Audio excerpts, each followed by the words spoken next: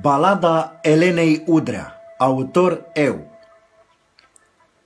Pe o stâncă neagră, într-un vechi castel, fostă discotecă, iar acum bordel, plânge și suspină o cucoană bine, se simțea închisă, neștiind de cine.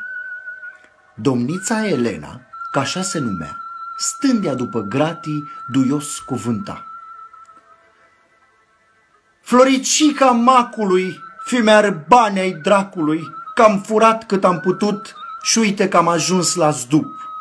10 ani eu am slujit pe un marinar bășit, chiors, banghiu și cocoșat, care acum m-a cam uitat.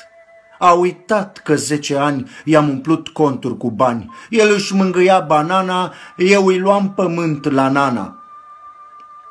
Dar până să ajung aici, eu am fost o doamnă brici. Am venit de la Buzău bazată pe trupul meu. Ca misfata de la țară am ajuns în capitală. Și ca blonda de la drept, cu tupeu și cu mult piept, mi-am dorit eu cu ardoare să am lumea la picioare. O ambiție de mică, neplăcându-mi singurică, imediat m-am combinat și m-am pus pe măritat. N-am luat 6 cai frumoși, am luat un singur cocoș. La costum, gras, chelios și un pic libidinos, dar cu o dorință mare de a umple buzunare. Semănând leit cu mine și având mânuțe fine, amândoi am convenit să ne punem pe ciordit. Începutul lumea îl știe, scurt popas la primărie, unde a început idila cu Băsescu Bătălvina. Dragostea fiind prea mare, cu dorință de afirmare, când Traian a câștigat și s-a mutat la palat, el mi-a spus atunci în față: Elena, începe o nouă viață. Zic să înceapă nebunia, furăm tot din România. Eu, fiindu-i credincioasă și un pic capricioasă, fără pic de caracter, am țintit la minister.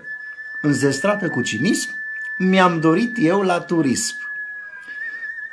Odată ce m-am instalat, am simțit că e de furat. Și fiind o fire iute, am făcut o gală bute. Dintr-un singur croșeu am luat 9 milioane eu. Dar tot nu m-am săturat și m-am pus iar pe furat. Mi-am permis și eu un moft, tunul de la Microsoft. Însă vă mărturisesc ceva. Nu puteam atât fura dacă nu mă ajuta Alina, prietena mea. Nu puteam ciordi nimica fără Alina Bica. Cum care Alina Bica? Alina Bica, colega de la Mintitica.